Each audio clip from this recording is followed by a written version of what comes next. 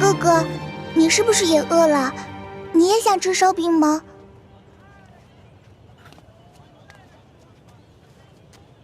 小妹妹，哥哥不饿，是哥哥的妹妹饿了。你能把这张白面烧饼分给哥哥一半吗？等将来，哥哥一定还你10张肉饼。真的，你没骗我。真的，我没骗你。好吧，我相信你。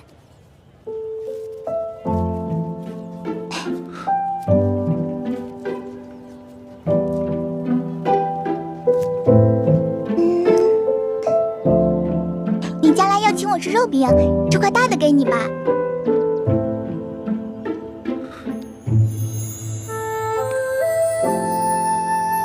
小妹妹，你真好。你能告诉哥哥你叫什么名字吗？我叫喜儿。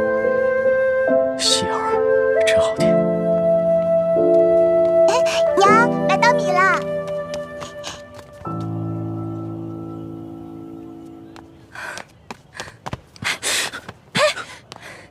哪来的没脸的东西，居然敢骗一个小孩子的烧饼！这个烧饼可是我当罗培家的银簪子才换来的，居然被你骗去一半。这个大嫂，我没有骗你，我只是暂时落了难。等我回家有了钱，我一定还给你10张烧饼。还？你骗谁呢？这年头，休说你一个叫花子，就连官府都不讲信用。说好的每人每户1两银子1担米，结果呢？只是给了这么点发了霉的陈年糙米。你们淮阴县也是如此吗？哪年赈灾不是如此？府里的灾民上能领到少许白米白面，到了我们县里，就只剩下这发了霉的陈年糙米了。再到下面各个乡村，剩下的就只能是糠皮了。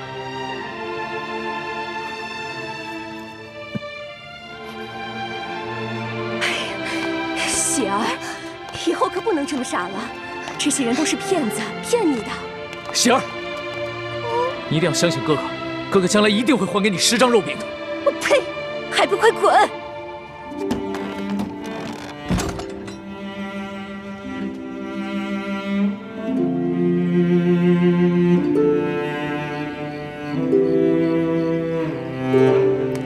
老大，来，吃点吧。你呢？我已经吃过了，我只讨了1张饼，我吃了一半，另外一半留给你。龙小弟，你对我这样，我真的挺开心的。可是我吃不下了。那你不吃东西怎么行啊？我好难受。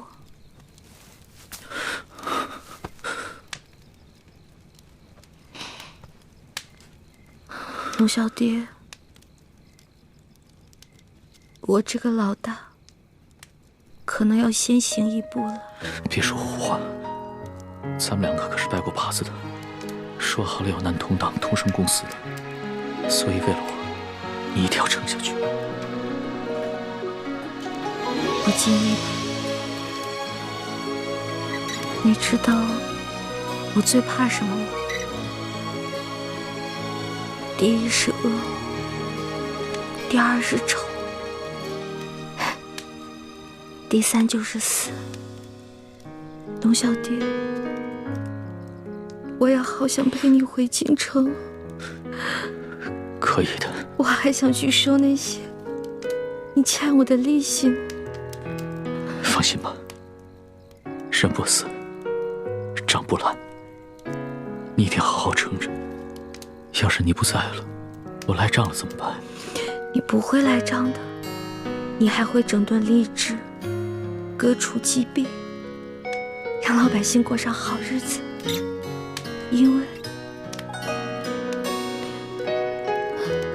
因为你是一个好皇帝。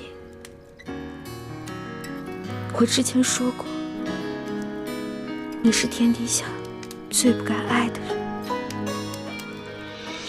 可是我现在收回这句话，你真的很好。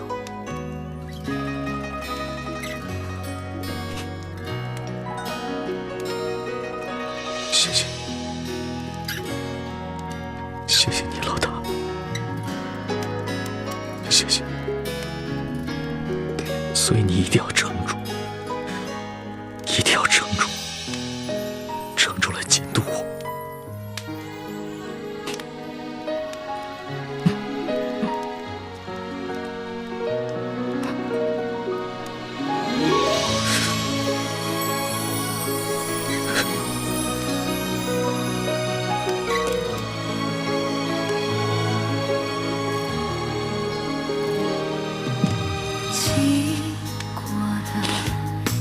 龙小弟，你哭了。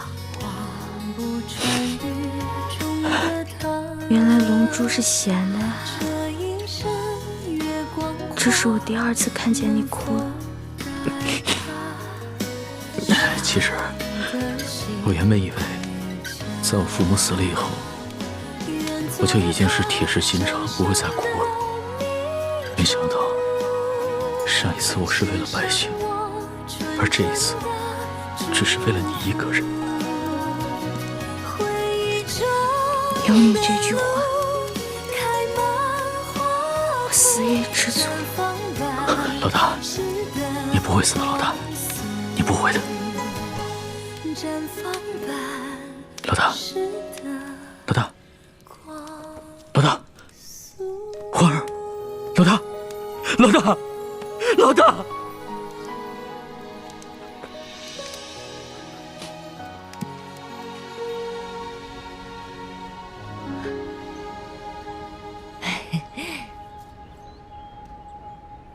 掌柜的，咱们可是说好了啊，这个金镯子我只是暂时抵押在你这儿，你一定要好好保管，改日我一定会赎回来的。放心吧，我是生意人，这药铺开了多少年了，做生意的讲诚信，懂规矩。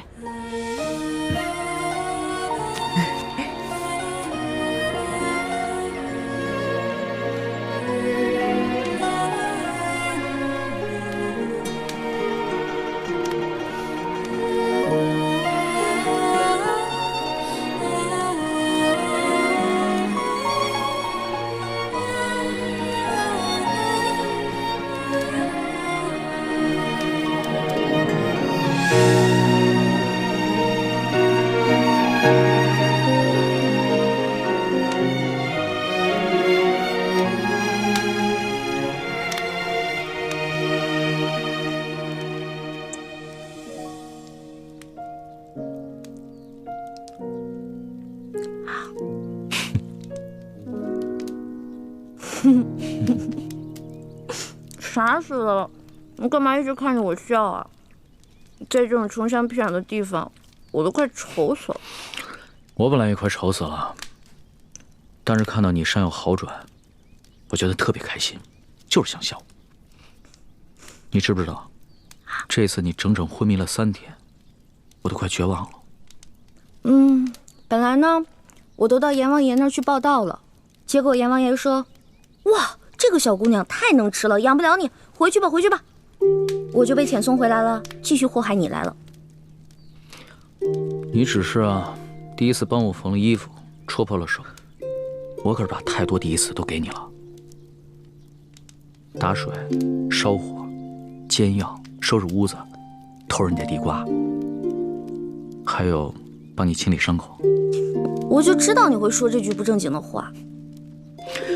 不过今天早上我醒来的时候，我看到你没有把我推开，我心里就觉得这一切都值了。龙小爹，你得跟我发誓，这件事情不许告诉任何人。好，我发誓，不告诉别人，替你保密。咱们明天雇辆马车回京城吧。我也想早日回京，你身子受得了吗？我的身子都已经好了。龙小爹，你是条龙，所以你应该回到海里去。我这个只会吹牛的老大根本保护不了你，万一你在外面遇到危险了，那我就算死上1万次，也不足以弥补我的罪过。呸！死什么死？我知道了，我准备一下，明天一早就出发。哎，你就打算穿这件脏兮兮的衣服出去啊？怎么了？不是你说冷的吗？我现在已经不冷了，龙小弟，你好歹是个皇上啊，不能这么不体面。那，你看看你，刚一醒来就开始奚落我了啊？哪有？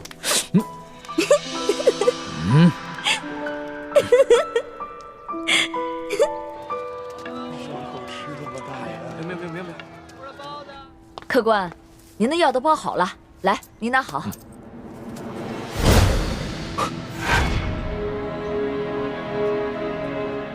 掌柜的，你的金镯子哪来的？这是一个客人递给我的，怎么了？那客人可是一个年轻可爱的姑娘，大约5尺高，胖瘦适中的样子。不是，那是个年轻的后生，脸上嘛脏兮兮的，我也没看出啥模样来。掌柜的，那客人是我一个朋友，这样吧，我先帮他把这个镯子给赎走，再留下20两银子跟一封信。如果他再来抓药的话，麻烦你把银子和地址给他，让他来找我。这，好吧，谢谢。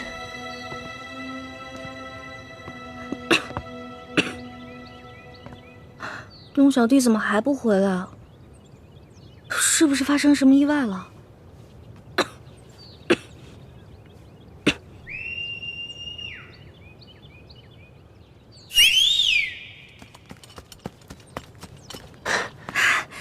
叶哥哥，小师妹，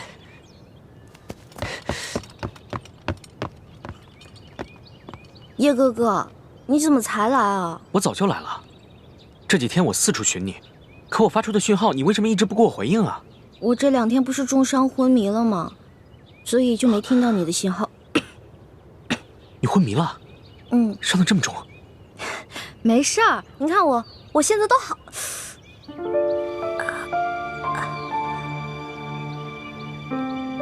所以这些天，一直都是康熙在照顾你，给你洗伤换药。哦，嗯。好了，外面风大，我们进屋说吧。好，进来吧。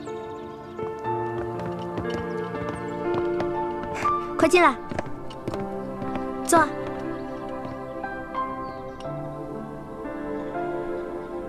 这屋子里怎么就只有1张床？那这些天你和康熙……叶哥哥，你千万别误会，这2天我晕得七死八活的，什么都不知道。康熙是一直在照顾我，但我们什么都没有发生，真的。算了算了，你这次大难不死，已经是不幸中的万幸了。你放心吧，我会替你保密，不会告诉大师兄的。还是叶哥哥好，叶哥哥最好了，什么都替我着想。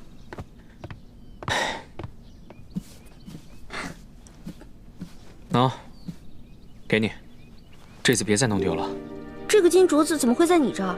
不是龙小弟给当在药铺了吗？淮阴县本来就不大，整个县里只有1家药铺。今天早上大师兄去给雪师姐抓药的时候，雪姐姐怎么了？生病了？雪师姐也受伤了，而且伤得很严重。不过，她是因为保护大师兄才受伤的。雪姐姐对大师兄是真的好。大师兄去抓药的时候，突然发现那个药店的女掌柜手上居然戴着这个金镯子。大师兄把这个金镯子赎回来交给了我，让我继续寻找你和康熙。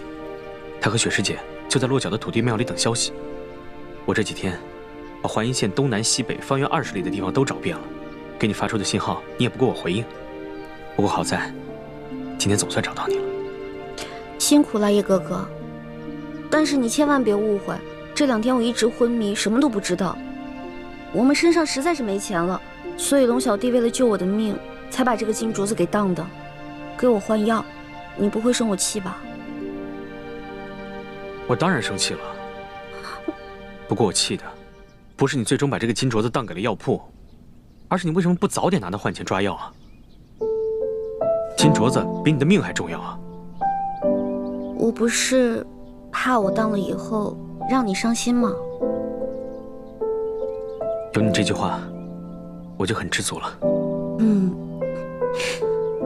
哎，叶哥哥，天马上就要黑了，你赶紧走吧，不然等龙小弟回来该看见你了。好，那我现在就去告诉大师兄，让他和雪师姐来找你会合。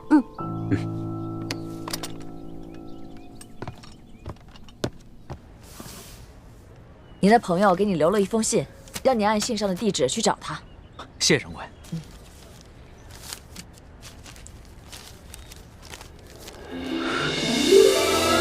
果然是李太医的笔记，太好了，这下可以顺利回京了。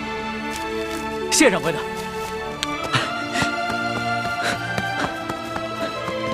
哎，小哥，我想请问一下，这10里铺的土地庙怎么走啊？前面转个弯就到。不过这土地庙出事儿了。出什么事儿了？就在1炷香前，一大堆官兵过去，说是捉拿什么通缉要犯。我劝你啊，还是别去了。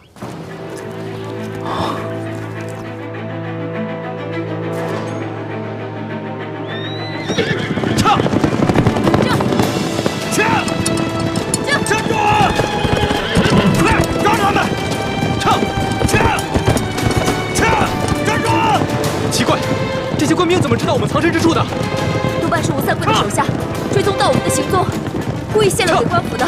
小师妹和康熙都在城西海岸港，你们把他们吸引到城东，我去找欢妹他们，然后咱们在城北会合。好，撤！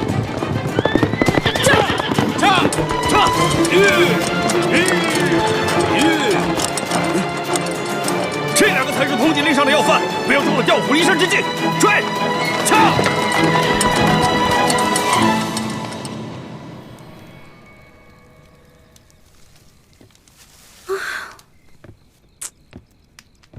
这龙小弟怎么回事啊？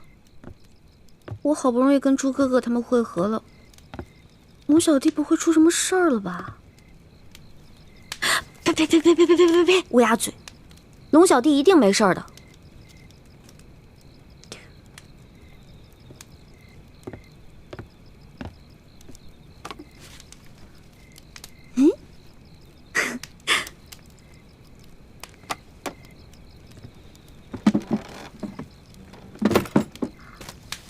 孔明灯哎！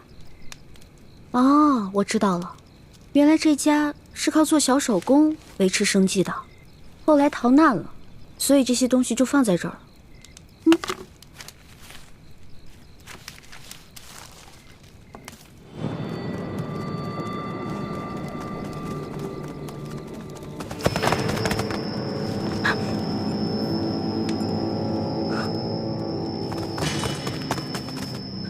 我的伤还没好，跑不了太长时间，必须在短时间内甩掉他们，找个地方藏身，才有可能逃脱。屋里只有那个丫头在，记着留活口，只要有她在咱们手上，她哥哥武功再高，咱们也不怕了。是，走。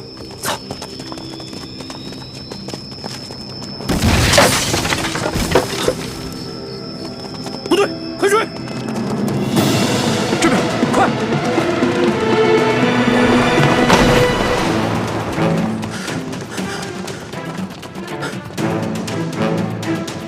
这丫头轻功虽好，但受了重伤，肯定跑不远。追！是。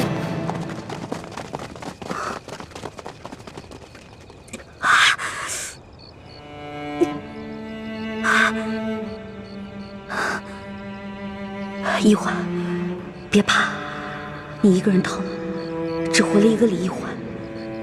可龙小弟若是活着，就能救天下无数苍生的性命。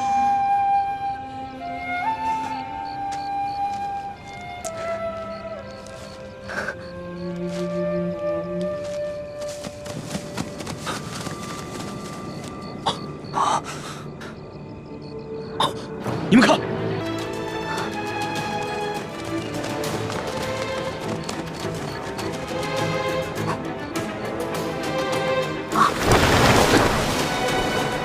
在那呢，追！是。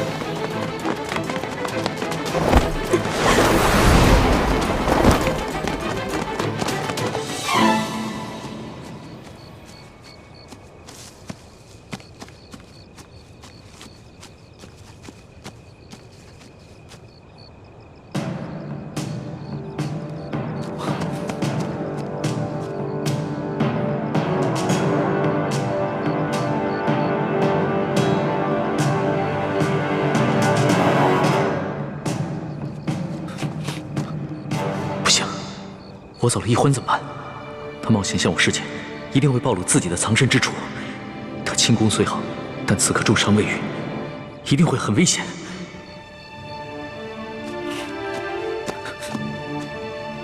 可是我回去也救不了易欢，反而会把自己也搭进去。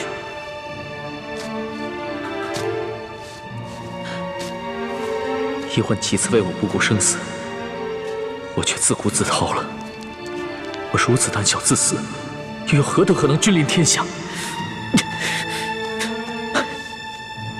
我不仅是易欢的龙小弟，更是大清的皇帝，又岂能因小失大？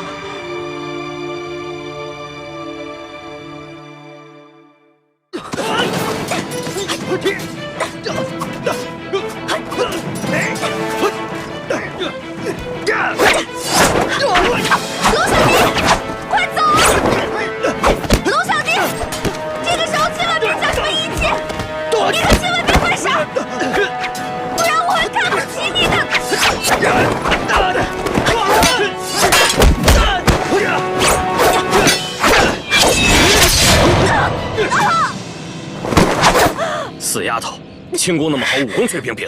现在我刺伤了你的脚，看你怎么跑！带走。是。起来。龙小弟，你快逃！千万别管我！快，快逃啊！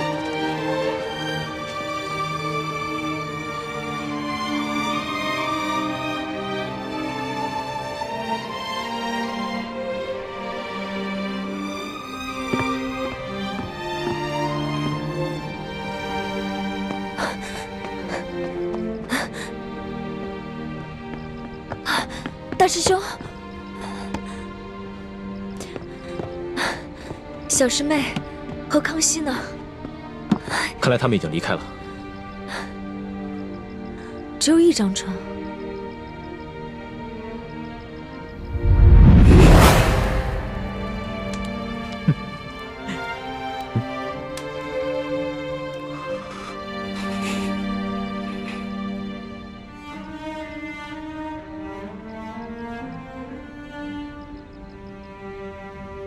大师兄，倾城，你没事吧？没事，没事。你的伤还没好，这一路逃避追杀，怕是又把伤口震裂了。要不你先去找他们吧，找他们要紧。现在这里是安全的，你在这里休息一会儿，我先去找他们。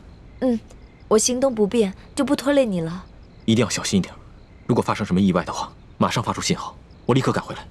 你放心，我只是腿受伤了。一般杀手还近不了我的身。好。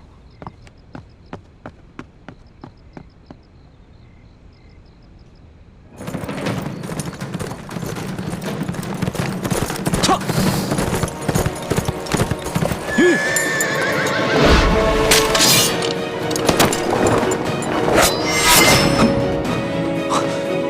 主子，怎么是你啊？易欢呢？就易欢。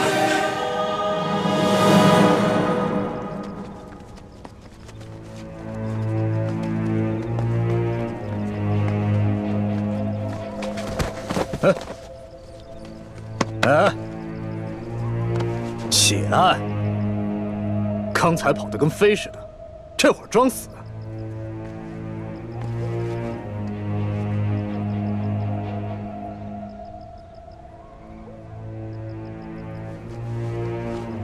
他不是装的，他本就受了重伤，还未痊愈，刚才又中了你一刀，所以才会虚脱昏厥。老大，这丫头真俊。反正二公子说了，把龙塞他们一行人全部杀掉。不如咱们先……不行，咱们不是他哥哥的对手啊，还得留着他设套，抓他哥哥呢。哎呀，咱们只是玩玩嘛，尽量怜香惜玉点，别弄死他就行了。也好，老子也实在忍不住了。拿着刀。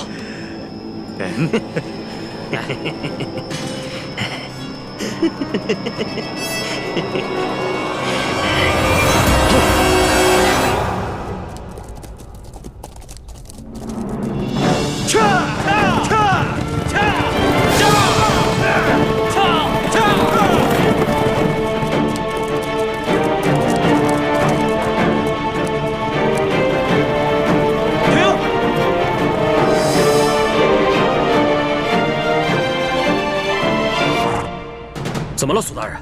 快准备接驾！接驾？皇上在哪儿啊？那个穿补丁衣服的就是皇上。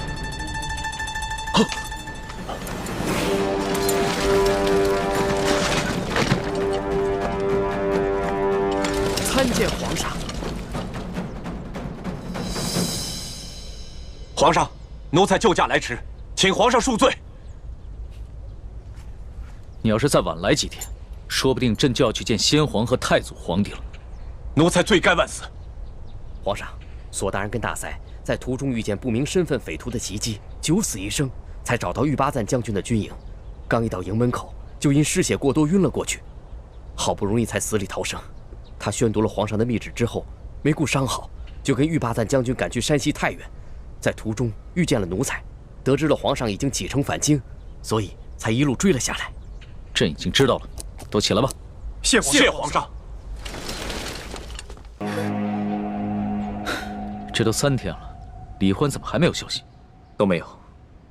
那些黑衣人不像是刘德昭的手下，而像是吴三桂花重金聘请的江湖流寇，身份不明，很难追查。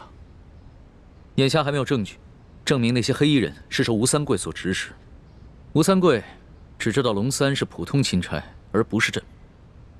如果他知道的话，只怕易欢会更加危险。所以，你们一定要守口如瓶。皇上，请您放心，奴才已经吩咐下去，任何人不得泄露消息。其二，为了避免打草惊蛇、危及圣安，奴才及手下将士未惊动地方官府，而只是秘密行军。你做得很好。皇上，那这刘德昭该如何处置啊？刘德昭乃胆大包天之徒，岂会束手待毙？若能逼得他叛乱，岂不是好？皇上，刘德昭居然敢下令通缉皇上，害得皇上九死一生，更害得臣妹生死未卜。臣恳求皇上立刻下旨，将其处以极刑，灭其九族。这个刘德昭纵然将他挫骨扬灰，也难消朕的心头之恨。臣愿意传旨问罪，捉拿刘德昭，为皇上分忧，为臣妹报仇。这刘德昭，毕竟在山西经营多年，若这么明旨问罪的话，让他知道了朕便是龙三，龙三便是朕，只怕他会狗急跳墙，联合众多的涉案地方官员起兵叛乱。纵然起兵叛乱，也成不了气候。玉巴赞手下都是以夷敌十的8旗精锐，一定能把他们收拾干净。皇上，奴才愿立下军令状，替刘德昭的人头来见。不必了。犯下滔天大罪的只是刘德昭等贪官，他手底下的官兵也是我大清的子民，又何必激起兵变，徒生内耗？皇上，那您的意思是？刘德昭此时啊，一定知道龙三被玉巴赞给接走了，他一定会心虚。如果朕所料不差，他弹劾龙三的折子已经在快马送往京城的路上。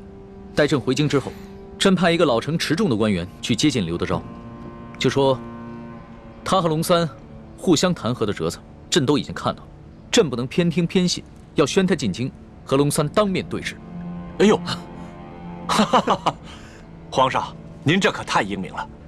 想那刘德昭自是手里面有假圣旨、假玉玺，他必定想侥幸最后一搏，这样，他很可能会老老实实的进京来对质，到时候我们便可不费一兵一卒，让他自投罗网。想不到他经历了如此大病，受了那么多此前从未受过的屈辱，还能如此冷静。若换了我，只怕会亲自率兵去捉拿刘德昭，一块凶夷。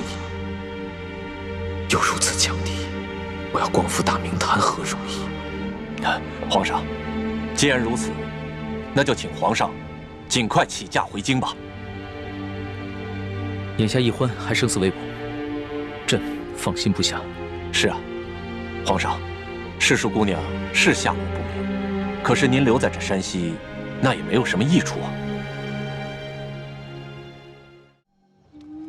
来，娘，你先吃。娘不饿，你吃啊。娘骗人，我明明听到娘肚子在咕咕叫。喜儿，还认得我吗？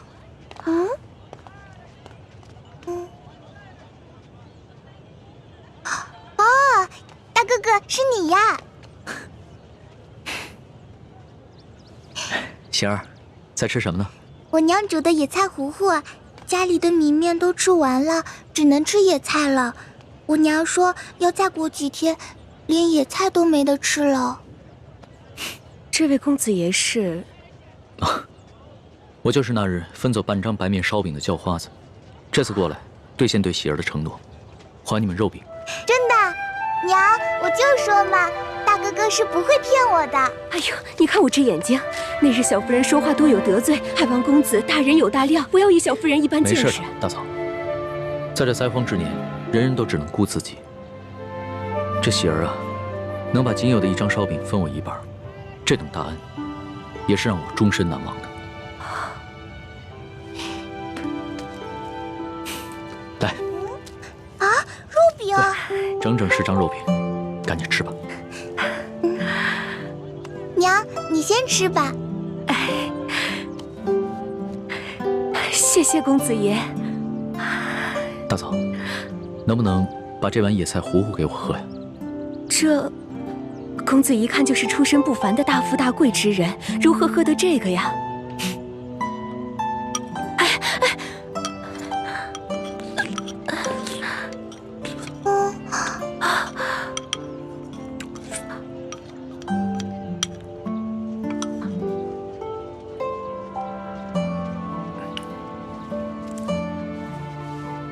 大嫂，这是周钱。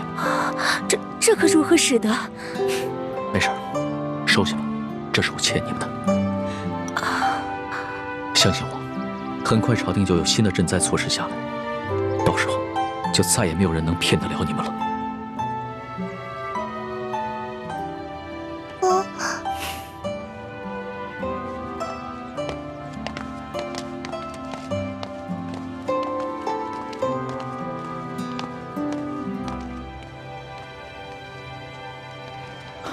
李太医，眼下易欢还没有消息，但是我已经决定明日回京，你不会怪我吧？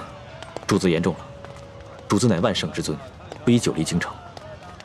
而且太皇太后已经传来懿旨，催主子回宫了。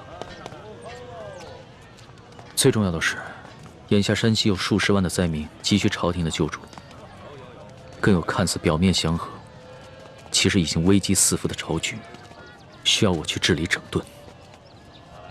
这也是易欢为何宁可牺牲自己，也要救我的原因。所以，我不能辜负他。主子能以国事为重，是臣妹之幸，更是天下百姓之幸。请主子安心返回京城，寻找营救臣妹之事，就交给臣去做吧。臣正在想办法，通过一些江湖人士，打探那些黑衣杀手的下落，相信很快便会有消息。那一切都拜托你了。其实，在我的心里，你已并非我的臣下，而是我的朋友。易欢更是我唯一的红颜知己。如果他，那将是我穷尽终生都无法弥补的遗憾。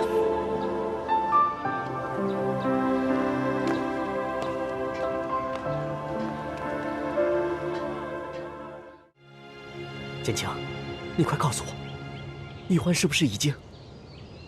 我不会再也见不到易欢了吧？叔父放心，易欢不会有事的。啊？难道你已经有了易欢的下落了，只是瞒着皇上？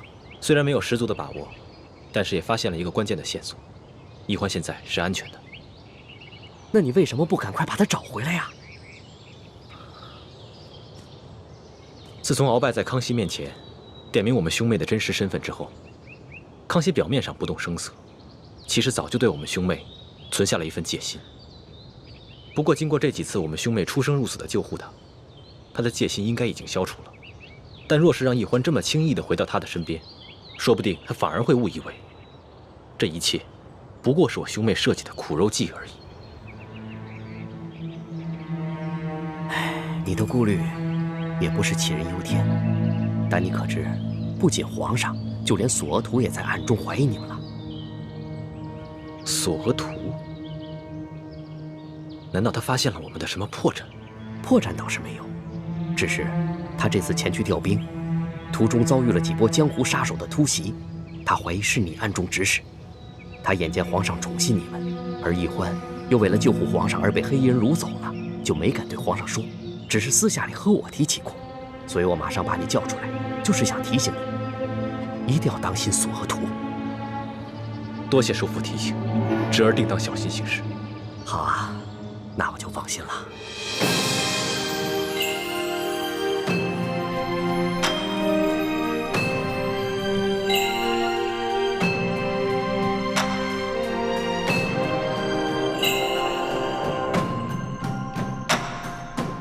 皇祖母，可是有皇上消息了。索额图派人送来了密奏，他跟玉巴赞已经顺利的接驾，皇上平安无事。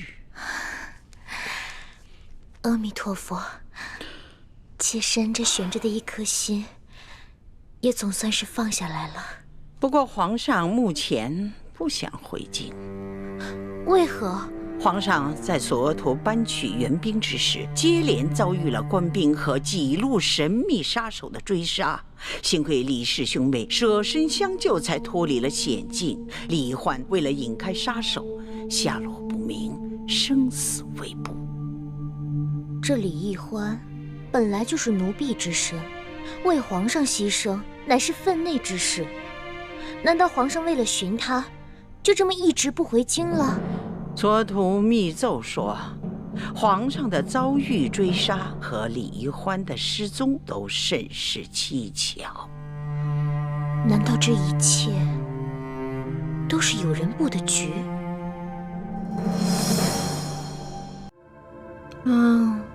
好饿呀！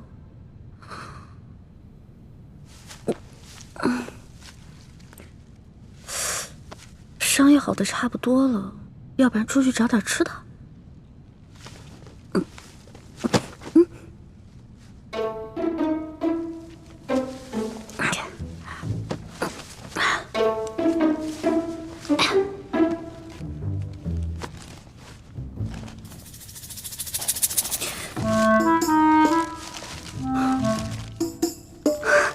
烧鸡，还有酒，进来吧。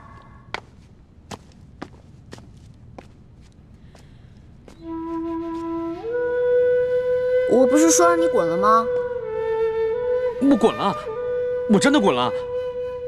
可是你的伤没好，我不放心你，而且我算了一下，我留给你的水啊、干粮还有药，你差不多也应该吃完了，所以我就又回来了。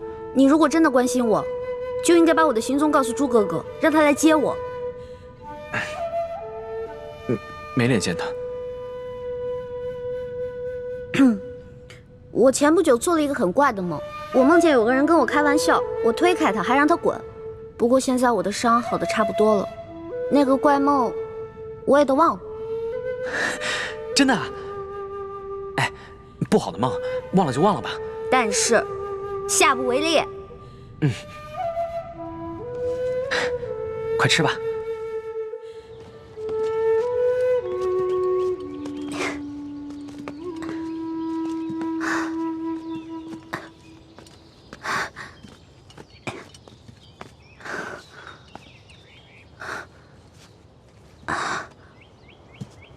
康熙和大师兄他们就在前面5里外的林子里扎营，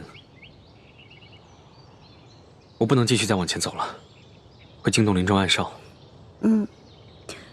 叶哥哥，你赶紧去找倩影姐姐会合吧。这几天她一直在吴应奇那边帮你撒谎，一定很辛苦。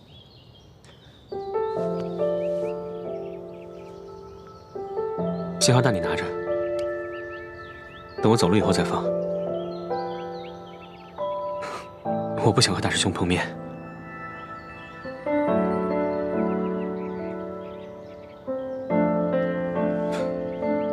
好好照顾自己啊！保重啊，叶哥哥。你也是，京城再见，保重。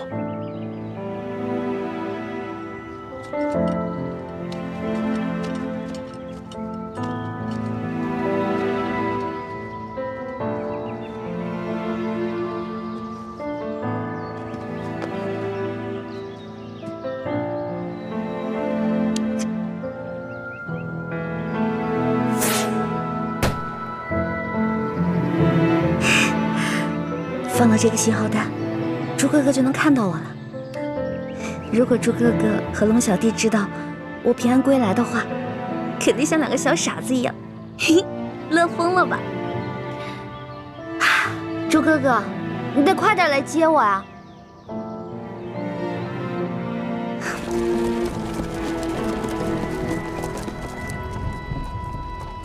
文心，你的伤怎么样了？已经没有大碍了，多谢皇上关心。以前在宫里啊，朕只觉得你温婉博学，知书达理，没想到你还如此有胆有识，屡次不惜性命救朕。就只此一点，整个后宫无人能及你。那叶欢呢？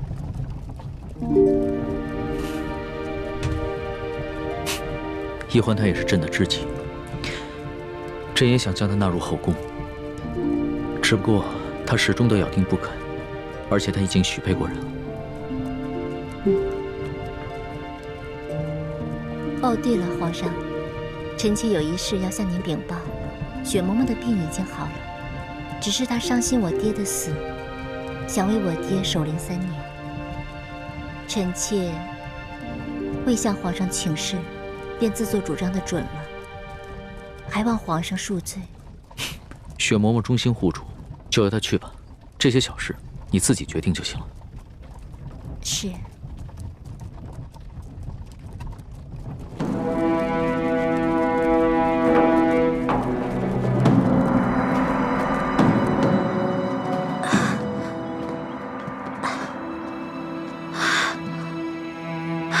猪哥哥，你到底有没有看到我给你发的信号啊？为什么还不来接我呀？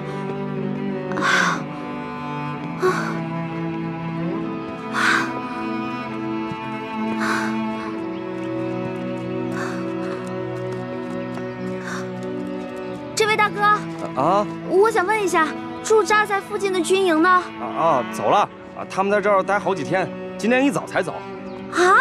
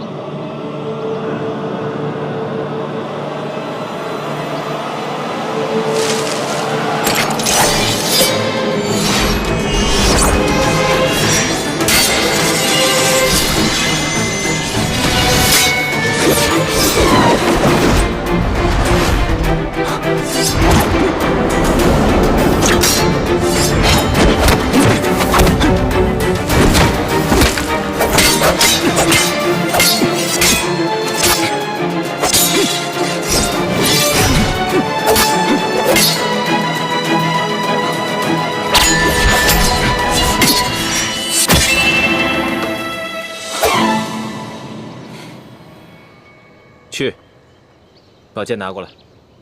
再来。不必了。论武功，从小到大我从未赢过你。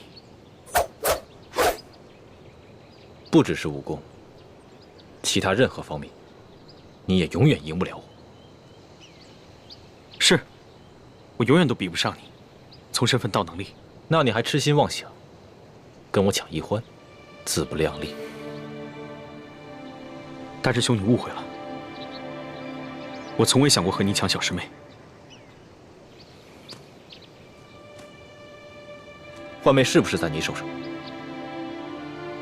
我今天早上就把她送回清军营地了。你没见到她吗？她能平安回来就好。这几天，我一直四处寻找你们，没有在营地里。你怎么知道？是我救的一欢。那夜，我找到康熙以后，就去追踪那批黑衣人的下落。结果发现，他们全都被人一剑毙命。你的剑法我再了解不过了，就知道是你及时赶到，救下了一欢。可我还是去得晚了一步。小师妹的脚被他们给刺伤了，失血过多，已经昏了过去。我只好找了一个安全的地方给他疗伤。既然这样，你为什么不送他回来？也没有给我发信号。我给你们发了那么多信号，你居然一个都没有回应我。不要给自己找借口。是男人，就要敢做敢当。好，我敢做敢当。是因为我太久都没有见到小师妹了，好不容易见到她，我不想那么快就跟她分开。我只是想好好照顾她几日。真的只想照顾她几日这么简单？大师兄，你这么说，侮辱了我这个师弟不要紧，你还侮辱了易欢，更侮辱了你自己。好，我暂且相信你。不过你给我记住了，注意自己的身份，否则我绝不饶你。其实你不必像防贼一样的防着我，我对小师妹的心伤不了你，倒是小师妹的心。她的心怎么了？大师兄又何必自欺欺人呢？小师妹虽然武功平平，但如果就论轻功来说，连大师兄你也要甘拜下风。她是为谁预险的？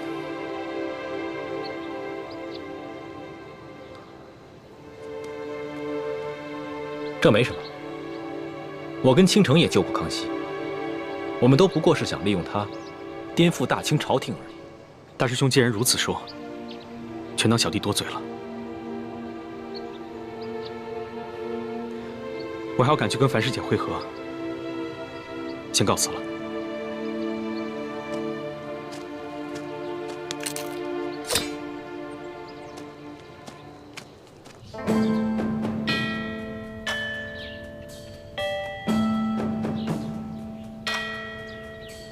皇上离宫月余了，若是没什么意外，也该回宫了。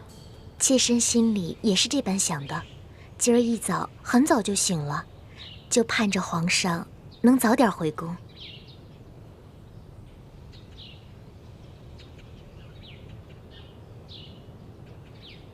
皇祖母，怎么了？是皇祖母怎么了，还是你自己怎么了？你今天这个妆啊，化得太浓了，这服饰也太讲究了一点吧？妾身只是想这般盛装迎接皇上回宫，皇祖母觉得有何不妥？今天你浓妆艳抹，其实呢，是想讨皇上的欢心。哀家明白。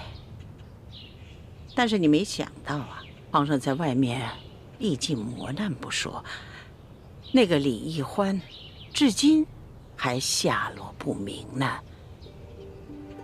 他心里一定是不安静啊！你这样一来，不是适得其反了吗？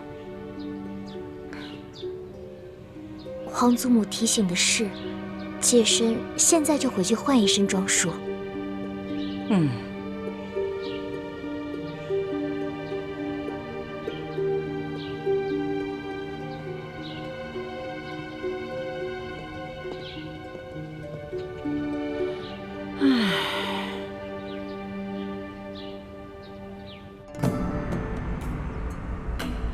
孙儿给皇祖母请安。皇上啊，快请起呀！来，坐下，坐下。哎，都起来吧。孙儿啊，你这次为府私访收获一定很大呀！嗯，看这个精气神儿跟以往都不同了。皇祖母，此次出巡确实受益匪浅。大有出宫一趟胜读10年书之感。那为何要愁眉不展呢？易欢为了救孙儿，落入了一群黑衣蒙面人之手，至今生死未卜，下落不明。孙儿的心里很是担心。这易欢姑娘能够拯救皇上，这是她的本分呢，这是应该的，这是她的荣耀啊！哀家一定会派人把她寻找回来才是。皇上不必太难过。皇后，朕还是第一次见你穿这么素的淡妆呢。皇上微服查访赈灾，受尽磨难，妾身在宫中理应与皇上同心，与民同忧，自然要穿得素淡一些。皇后有心了。对了，朕还有一件事要与你商量。皇上言重了，无论任何事情，妾身都听凭皇上裁夺。哎，你是这后宫之主，这后宫中的事情，当然要征询一下你的意见。此次丽嫔随朕出巡，几次为了救朕，不惜牺牲自己的性命。她的爹爹舒建也因公殉职，只留下这么一个孤女。所以，朕想升她为丽。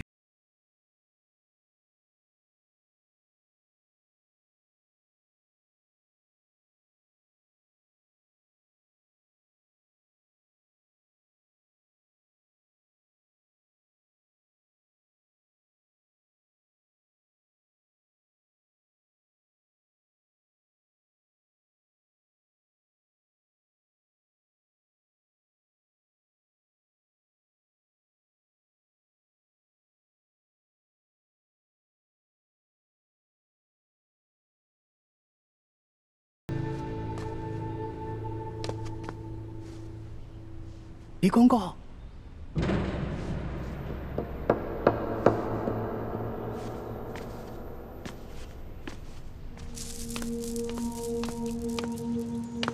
叽叽喳喳的，怎么这么没规矩？什么事？之前皇上不是吩咐过，一旦有世淑姑娘或者李太医的消息，就立刻过来禀报吗？怎么样？可是有易欢的消息了？回皇上的话。暂时还没有世淑的消息，只是李太医回来了。皇祖母，那就让皇后在这陪您聊会儿天儿，虽然先行告退。恭送皇上。怎么样？你可找到易欢？他可安好？他不是回营地跟皇上会合了吗？没有啊。怕是他回营地的时候。你们已经撤走了，当时还算安好，只是脚受了点伤。现在怎么样？我也不知道。你怎么会不知道呢？你为何不跟他一起回来？皇上，臣并没有找到易欢，而是发现他从黑衣人手上逃脱的一些线索，所以我还以为他已经跟皇上一块儿回京了呢。这皇上平日里一向性情稳重。唯独听到李易欢的消息，就立马沉不住气了。皇祖母息怒，这李易欢是为了救皇上，才落入了身份莫测的江湖人手中。皇上难免会关心则乱。是啊，太皇太后，这些江湖杀手的来历。的确是有些蹊跷。有何蹊跷？奴才去搬救兵的途中，也遇到了几波这样的江湖杀手，而且这帮江湖杀手对奴才的行踪那是了如指掌，而刺杀皇上的这帮杀手，他们对皇上的行踪也是了如指掌，这就说明，皇上的身边可能有内奸。啊！皇上此行所带的30名侍卫。全都是三叔亲自挑选的8旗子弟，那自然不可能是内奸。李公公自幼入宫，在宫中服侍了30年，服侍了3代君王，自然也不可能是内奸。难道这内奸是这李氏兄妹？他们几次救护皇上，还有这李易欢被掳失踪，难道都是假的？宁愿受这苦肉计？李德福，老奴才，这一次你一直是跟着皇上啊。这索额图调兵之后，你一直是在皇上身边，你有什么发现？回太皇太后，奴才没有发现李氏兄妹有什么异常。至于那些江湖杀手，奴才倒是听皇上说过。好像是平西王的手下。这些杀手跟刺杀书剑、抢走金钥匙的那帮盗匪，似乎是同一拨人。吴三桂，这也有可能。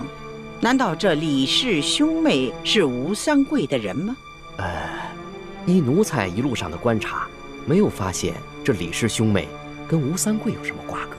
太皇太后，在没有确凿的证据之前，恐怕还不宜妄下论断。奴才所说的这一切，也都是奴才个人的一个猜测，还请太皇太后把这些话都放在自己的心里，千万不要对皇上提起来，否则这皇上又要怪奴才在这多嘴了。放心吧，哀家自有分寸。这。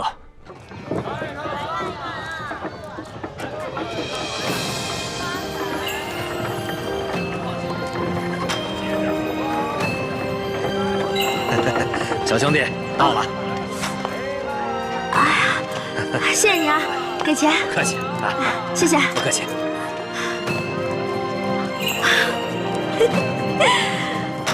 我终于回来了，猪哥哥、龙小弟，你们都想死我了吧？这就是一车稻子，赶紧给我做一桌好吃的，迎接我吧。哎呀！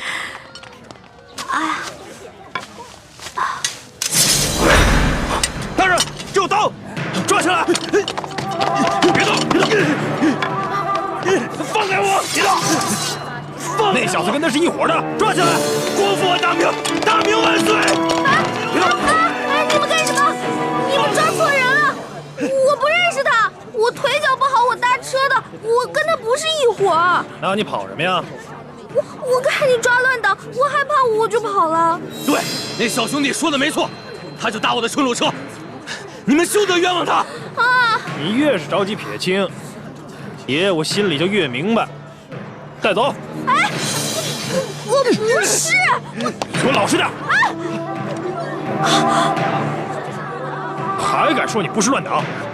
寻常女子哪会女扮男装掩人耳目的？给我一起带走。不冤枉。走走。我自己会走。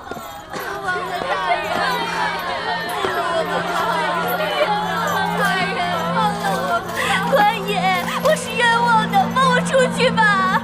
冤枉啊！大人这就好，放我们出去吧！放了我们吧，冤枉啊！哎，我说你们抓错人了嘛！啊！你们真的抓错人了，我不是什么乱党。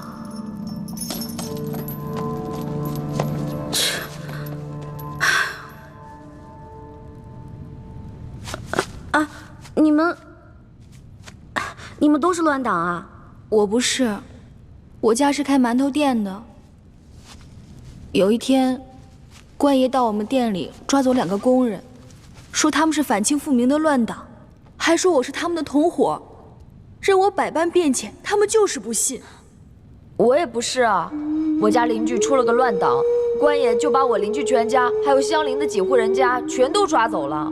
我就更冤枉了，我只不过是看附近菜市有一个老乞丐挺可怜，我就时常接济他，没想到那个老乞丐居然是乱党，官爷就说我资助乱党，不由分说的把我全家都给抓了。小孩真可怜。哎，不过你们都放心吧。既然大家都不是乱党，官府早晚会查清楚，放咱们出去的。妹子啊，你就别想了，一旦进了这里，就别指望能出去了。这些年到处闹乱党，京城闹得特别厉害，这顺天府尹就喜欢抓乱党。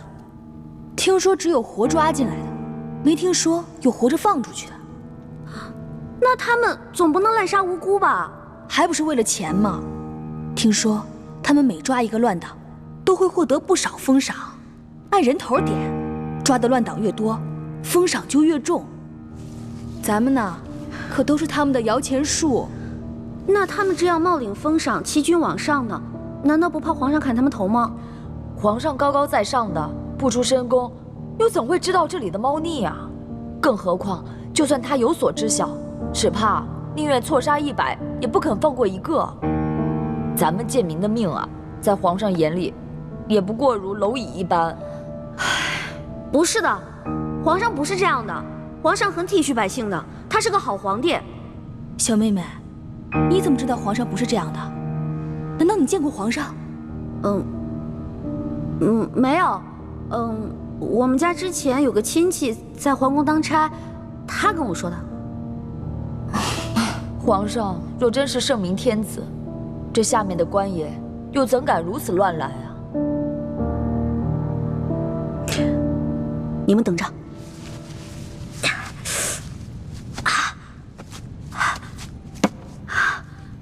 来人！我要举报乱党！来人啊！我要举报乱党！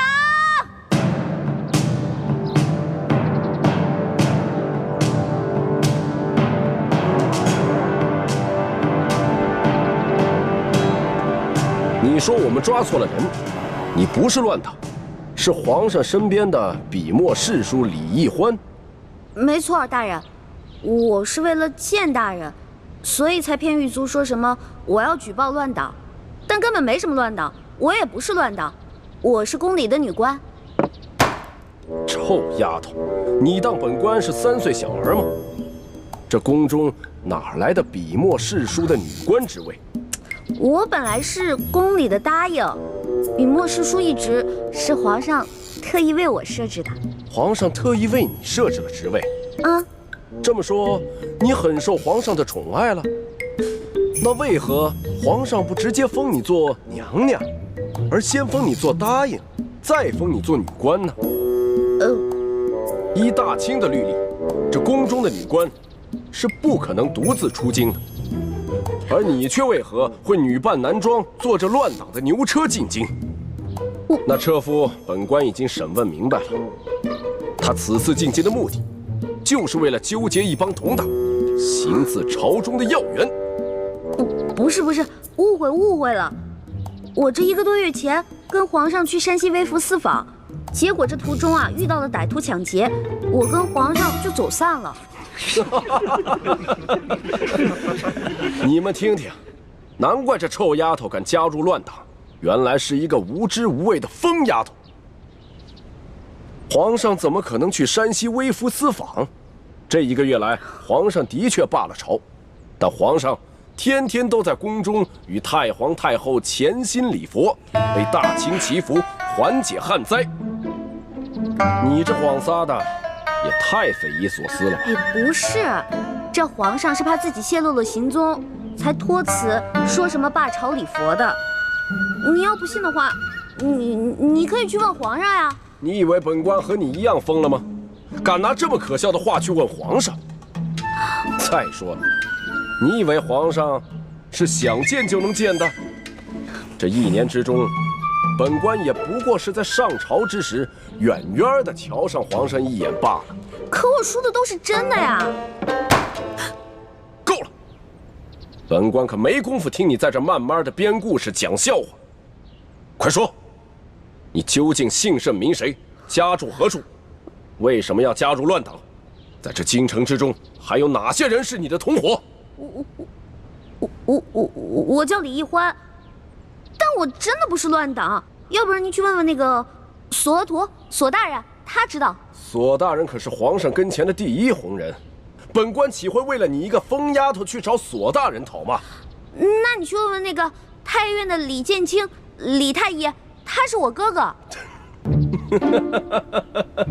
你这故事越编越离奇了，感情满朝的要员和你都是非亲即故，越是如此信口雌黄，东拉西扯，本官就越相信你就是图谋不轨的乱党。来啊，把他押入刑房，本官要亲自审审他。大人，冤枉啊！我真的不是。不招，招不招？不招，不招，招不招？不招是吧？不招是吧？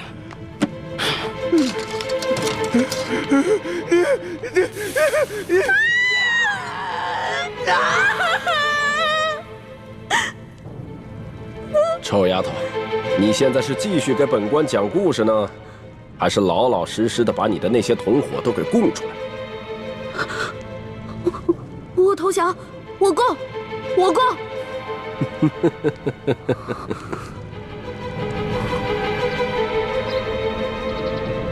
本官看你和寻常女子不同，有些胆识，想来在乱党中的地位一定不低，你供出来的同伙一定很有价值。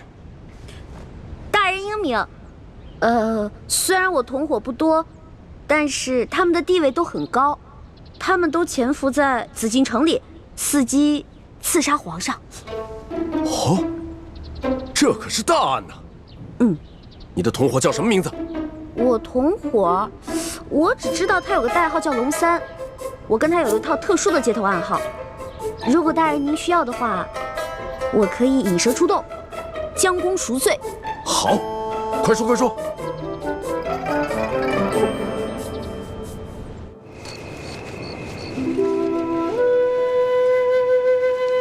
来，快点儿把这都点着，点着了以后都放上去。大人，这孔明灯啊，一转眼就升到空中去了。到了天上以后，就那么一点点儿，城外的人都看不清。史书姑娘来那么巧就看见。皇上让你放，你就放吧。啊，其实史书姑娘能不能看见孔明灯并不重要，只要皇上心里有个寄托就行了。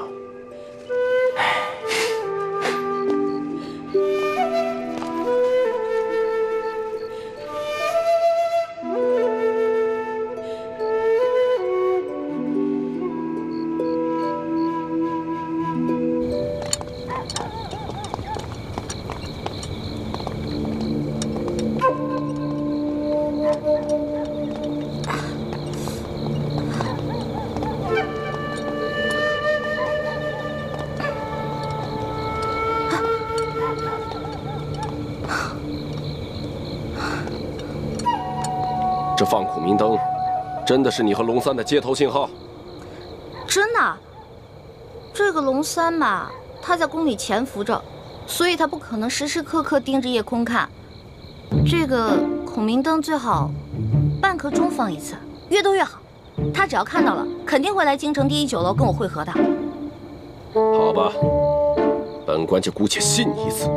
如果你敢骗我，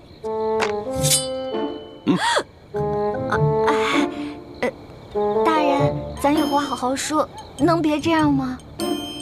我长得这么如花似玉的，我怎么敢骗你呢？我还不想让大人砍我脑袋呢，是吧？放。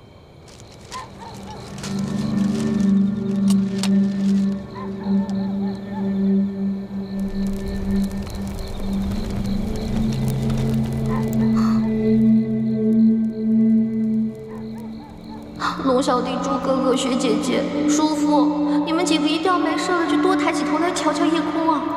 大慈大悲救苦救难的观世音菩萨，求你一定要保佑他们，至少有一个人能瞧见我这孔明灯啊！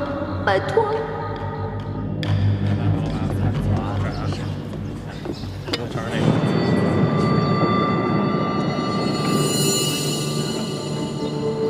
大人，我要的烤鸭怎么还没上啊？正在做，你别急。你的同伙龙三怎么还没有来啊？正在来，您别急。臭丫头，今天已经是第3天了。本官按你说的，在紫禁城东西南北几个门已经放了有3天的孔明灯了。要是你的同伙还不出现，那你就一定是在戏弄本官。本官一定会砍了你的头的。大人，您别急嘛，龙三肯定会来的。大人，您想啊，这龙三潜入宫中当奸细，那他行事肯定十分小心啊。您想引蛇出洞，对不对？那就得有点耐心呐。龙小弟、猪哥哥、雪姐姐、叔父，难道你们这3天都没有瞧见我放的孔明灯吗？你们要是再不来救我，我可就要被砍头了。官，您的菜来了。客官，您的酒放这儿不该用。酒楼里的小二怎么都这么脸生呢？我们以前潜伏在这里的那2个探子呢？难道都换人了？烤鸭来了，二位，您的烤鸭。二位慢用。糟了，这个也不是我们的人。那我们安插的那2个人呢？难道今天全都轮班休息？你要的烤鸭已经到了。管他呢，先好好解解馋再说。万一真没办法送出消息，被这顺天福音砍了头，也不会是个饿死的。如果你将这只烤鸭吃完了，你的同伙还没来，那我就要将你这个小丫头给宰了，做一个烤全鸭吃。您放心吧，大人，他肯定会来的。您看，我吃这烤鸭是不是得配点酒啊？要不然您给我上一壶杏花春。你的名堂怎么这么多？不是名堂多呀。你想，你要是抓住了这个行刺皇上的反党，这得多大功啊！您赐我几口酒怎么了？没准我喝完酒，哎，那个龙三就来了呢。就先让你继续摆谱。若是龙三不到，小二，哎，再来一壶杏花春。好嘞。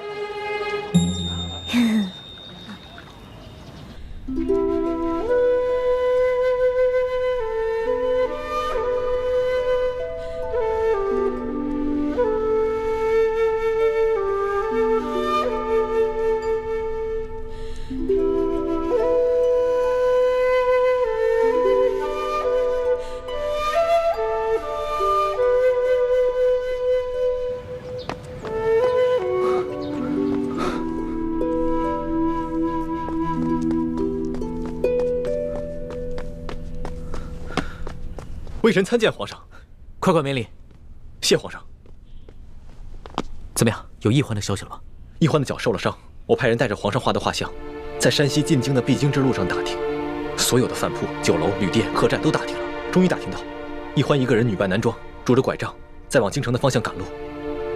最后一个见过易欢的人是京城西郊一家面铺的老板，他说他亲眼看到易欢上了一辆牛车，随着牛车往西城门的方向去了。那这么说的话，易欢应该是平安回京啊，可他为什么不回宫呢？我也不知道。按理说，这么远的路都平安回来了，这已经到京城了，应该不会出现什么意外。阵营一连3个晚上在御花园放了孔明灯，易欢要是看见的话，他一定会回来的。这只能说明易欢出事了。会不会是反清联盟的人把他给绑了？不可能。怎么不可能？这反党在朝中一定会有奸细。若是知道了易欢和朕的关系，那难保不会打易欢的主意啊！皇上，臣听说那些反党虽然处处跟朝廷作对，妄图恢复朱明王朝，但是却从来不敢绑架妇孺幼童的勾当。那要不是反党的话，那又会是谁呢？这吴三桂和刘德昭的爪子再长，也不会伸到天子脚底下来啊！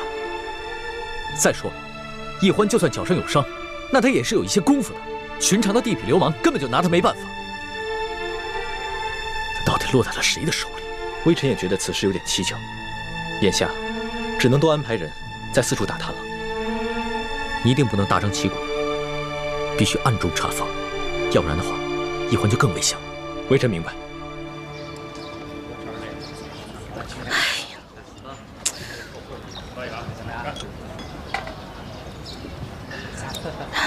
丫头，你一只鸭子都快吃完了，人呢？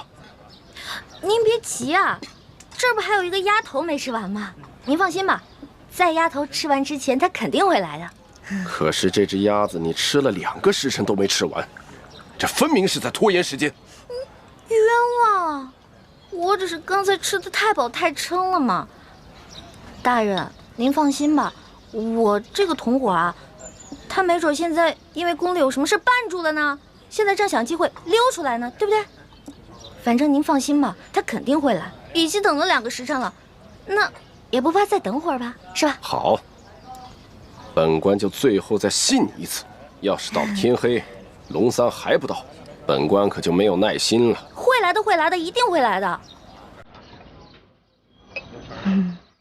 龙小弟、朱哥哥，我已经黔驴技穷了，你们要是再不出现，我可就真完了。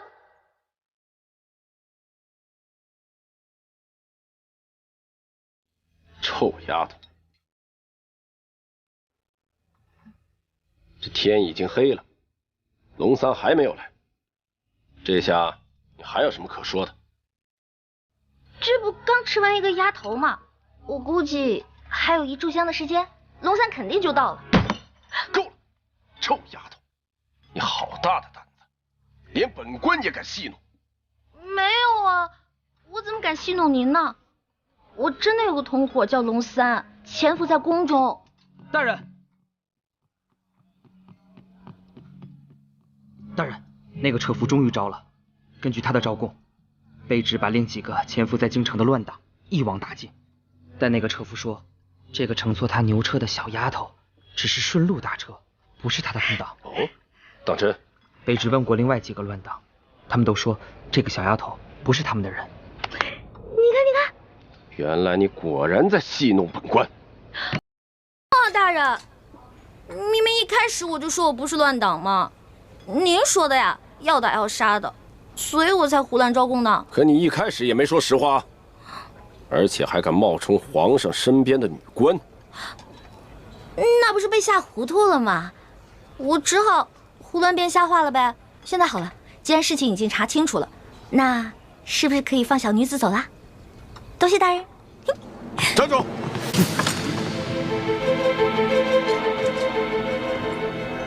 如果你没有戏弄本官，本官或许还可以放了你。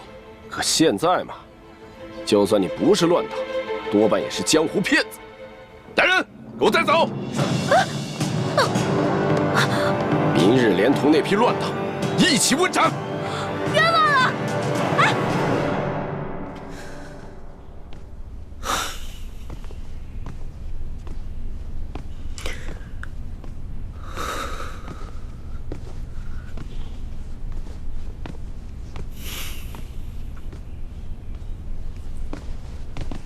皇上，您不必担心，世淑姑娘吉人自有天相，一定不会有事的。可是朕的眼皮跳个不停，心里也有些发慌。朕总觉得一皇好像遇到了什么危险。皇上，您这是关心则乱了。皇上，微臣参见皇上。起来吧。怎么样？有消息了吗？京城中有好多人都拾到了孔明灯，上面写着龙三出会递减。臣马上带着奕欢的画像去第1酒楼打探，终于打听到了陈妹的消息。原来他被顺天府尹甘国泰误当反党给抓了，现在已经押往刑场要问斩了。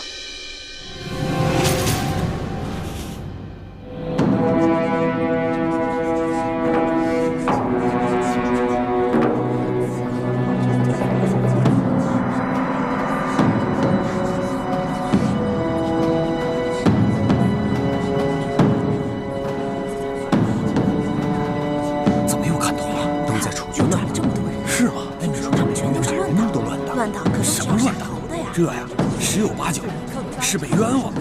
真正的乱党就那么几个。哎，我听说啊，朝廷重惩捕获乱党的官员，每抓一个乱党都有银子，抓多了其实官儿成的。原来如此。朱哥哥，我这辈子最对不起的人就是你了。从小你对我那么好，可我就知道欺负你。这下好了，以后再也没人欺负你了。你都不知道我怎么着就死了，我死了以后你千万别难过。你找一个嫂子，好好对她，我会在阴间祝福你们的。臭丫头，你嘀嘀咕咕说什么呢？还想耍什么把戏？大人，我真的没耍把戏，我之前真的没骗您。其实我说的那个同党根本不是我的同党，他是我的结拜兄弟龙三。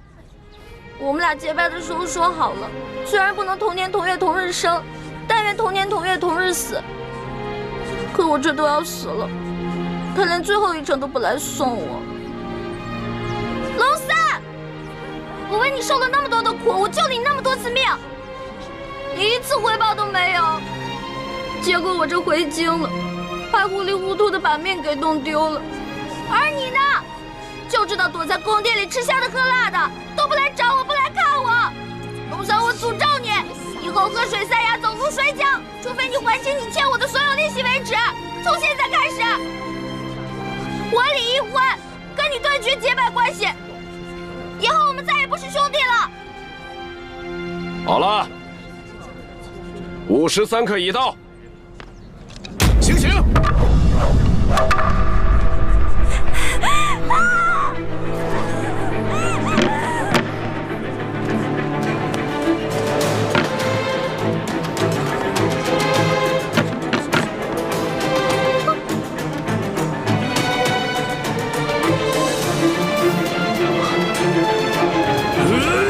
刀下留人！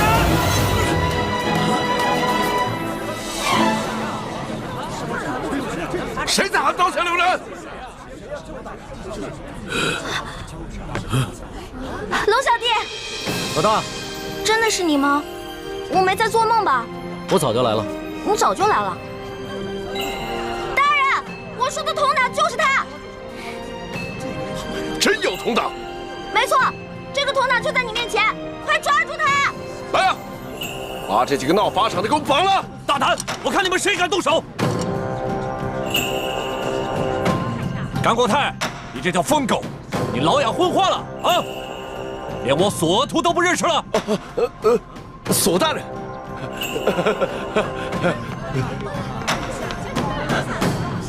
索大人，您怎么来了？我怎么来了？睁开你的狗眼，好好看看，还有谁来了？大人，您这招引蛇出洞，没把蛇引出来，没想到倒引来个真龙天子。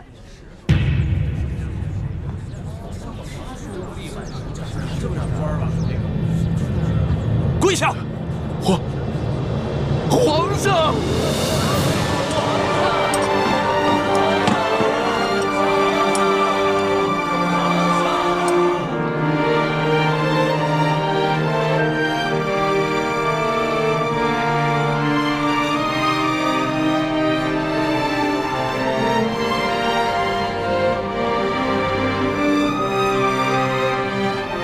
各位臣民，各位百姓，朕接到密奏说，顺天府尹甘国泰贪赃枉法，为求加官进爵，竟大肆抓捕良民，冒充反党，滥杀无辜。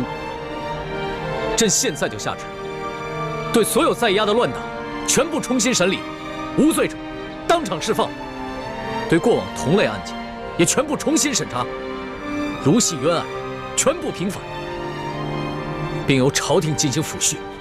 皇上圣明！皇上圣明！皇上圣明！皇上圣明！今天虽然救下欢梅，还有其他几个联盟的兄弟，却又让康熙收获了民心。顺天府尹甘国泰贪赃枉法，草菅人命，证据俱在。来人啊，摘取他的顶戴花翎，移交刑部审理。这皇上饶命啊！微臣知道错了，皇上饶命啊！走，微臣知道错了，皇上饶命啊！欢梅，哥，让朕来。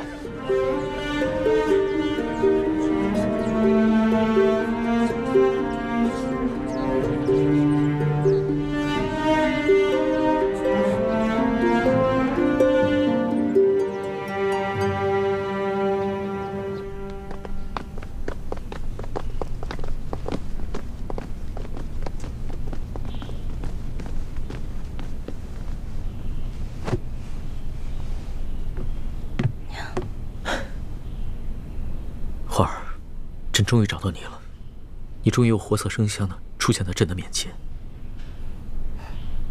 皇上，你刚才那么任性张扬的把奴婢抱进来，这要让太皇太后看到了，又该说奴婢魅惑皇上，坏了宫里的规矩了。朕顾不了那么多了，你放心，有朕在，谁都伤害不了你。我问你，你那么早到刑场了，为什么那么迟才露面啊？朕既然去了刑场，那当然不能只救你一个人了。朕还要体察一下民情，去看看这个顺天府尹甘国泰到底做了一些什么。但是朕在暗中布置了众多的大内高手，会保护好你和死囚的性命。对了，你居然在刑场上公然诅咒朕，还说要跟朕断绝结拜关系。那还不是你啊！谁让你不敢来救我的？我连着放了3晚的孔明灯，你都没看见吗？朕也连着放了3晚的孔明灯啊，差点就这么错过了。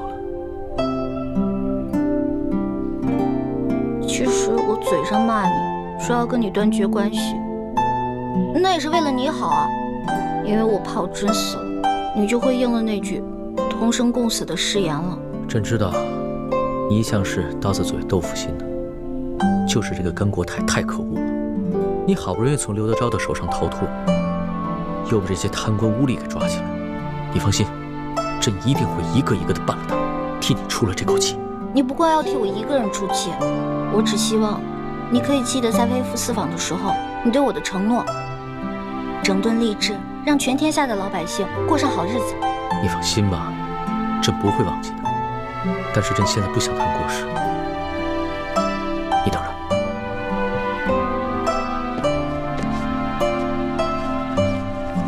花儿，你看看，这是我。朕的画工怎么样？也就比我高那么一点点吧。朕还以为从此以后只能在画上见到你了。我也以为我永远都见不到你了，龙小弟。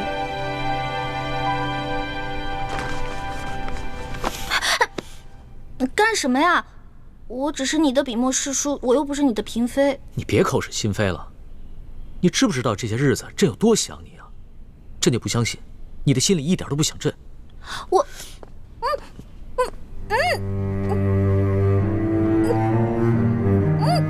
放开我！怎么了？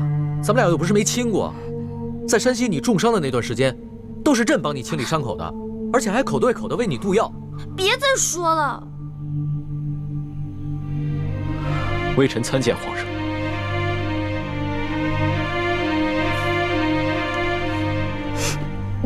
进来吧。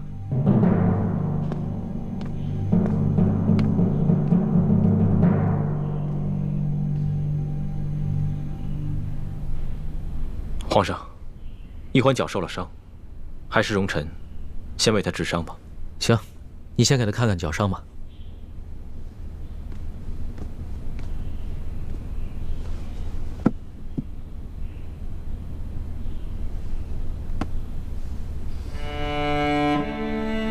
怎么样？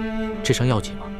伤得很严重，必须剜掉坏死的腐肉，才能治伤。啊，那不疼死了！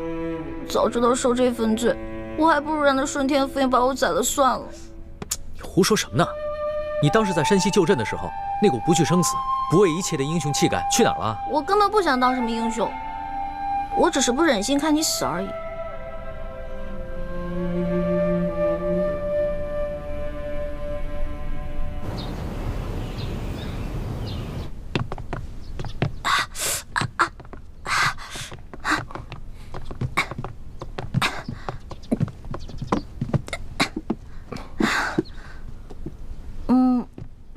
行了，我这没什么事儿了，你们先下去吧。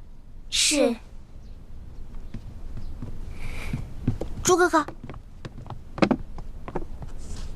朱哥哥，我们节后重逢，你为何看上去那么不开心啊？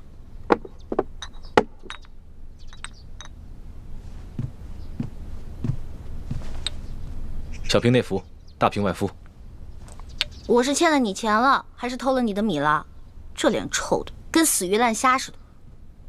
世淑姑娘好生歇着吧，下官告退了。哎呀，怎么了？脚疼。活该，谁让你逞能？真的特别疼。你是脚疼，我是心疼。真正心疼你那个人，是我。朱哥哥，你看，你没事说这些话干嘛呀？哎，说好了，刚才我一个劲儿的跟你说话，是你不理我的。你知不知道这段时间我有多着急，像疯了一样到处找你？可你呢，居然愿意为了康熙这个狗皇帝，舍弃自己的性命。你知道我心里多难过吗？因为他是我的龙小弟，我们是结拜兄弟，他有难我肯定要去帮的。如果他换作是你，我也一定会不惜性命去救你的。原来，在你心里，他已经跟我一样重要了。你自然是要比他重要一些的。如果有一天我们兵戎相见，你会帮谁？我自然还是会帮你的，朱哥哥。也不知道你现在说的话还有多少是真的。但就算你说的是假的，只要你还愿意撒谎哄我开心，我也把它当成是真的。欢梅，你记住了，不许再为康熙以身涉险了。因为他如果没有你，他还可以继续做他的大清皇帝，还有他的3宫6院72妃。而如果我没有你，我真的是生不如死了。朱哥哥，你没有了我，你还有光复大明的大业啊！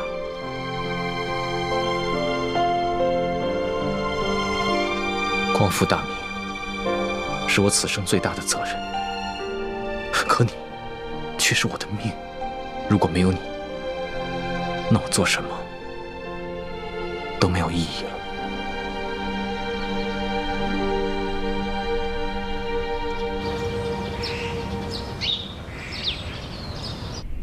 皇上竟然为李易欢去大闹法场，这成何体统？太皇太后，其实这也怨不得皇上。那顺天府尹啊，错抓了一批无辜百姓，冒充是对抗朝廷的乱党去邀功。皇上在法场亲自处置了这个顺天府尹，主要是为了安抚民心，倒也不全是为了世淑姑娘。这小丫头失踪了好几日，皇上呢竟然呢魂不守舍的。太皇太后，这皇上在微服私访的时候，世淑姑娘多少次出生入死的去救护皇上。皇上正值青春年少，难免会动了真情嘛。啊，是啊，他那是为皇上立过功，可是不管怎样，他把皇上迷成这样，也都是他的罪过呀。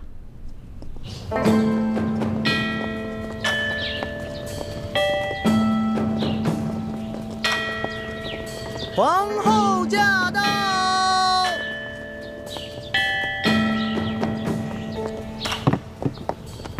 臣妾恭迎皇后娘娘。皇后娘娘吉祥。丽妃，快快平身吧。谢皇后娘娘。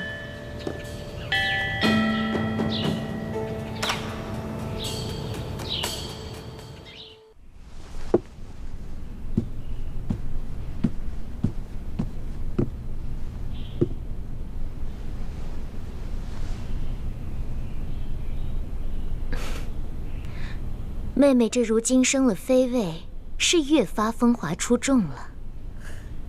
妹妹何德何能，忝居妃位，全靠皇恩浩荡。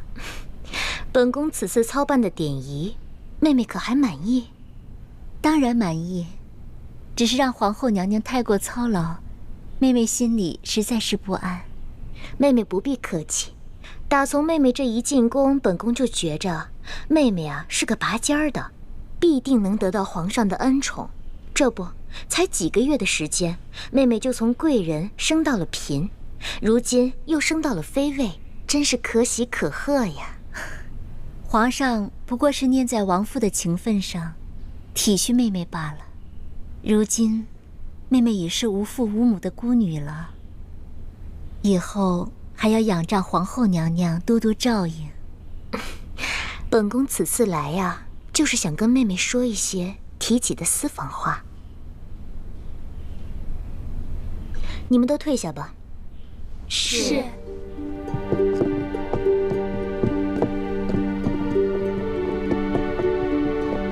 妹妹放心，妹妹一看就是个面善的人，不比惠妃、娴妃那几个姐妹，一看就不是一个好相处的。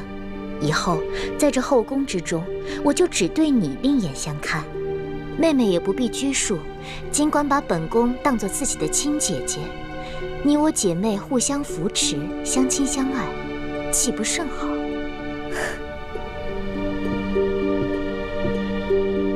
能得皇后娘娘垂怜，是妹妹的福分。多谢皇后娘娘。妹妹，快起来吧。啊，姐姐。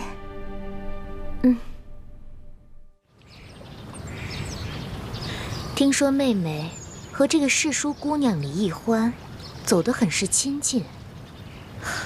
说不上亲近，只是皇上吩咐了，说世淑姑娘生性好动，怕闷，命妹妹时常去永乐斋多走动。皇上曾吩咐过本宫和所有的嫔妃，无事都不要去永乐斋。这意思是不希望我等和这个李易欢有所交集，却唯独让妹妹多去永乐斋走动走动。看来皇上心里对妹妹，也是对别人有所不同的。姐姐千万别误会，只是皇上看妹妹性子软糯，不易与人起争端，所以才吩咐的。如今妹妹已是无父无母，无依无靠，皇上的吩咐，妹妹不敢不听啊。感情在皇上的心里，妹妹还不及李易欢尊贵。妹妹是堂堂丽妃，倒成了陪她一个笔墨世书解闷儿的，可不是吗？啊，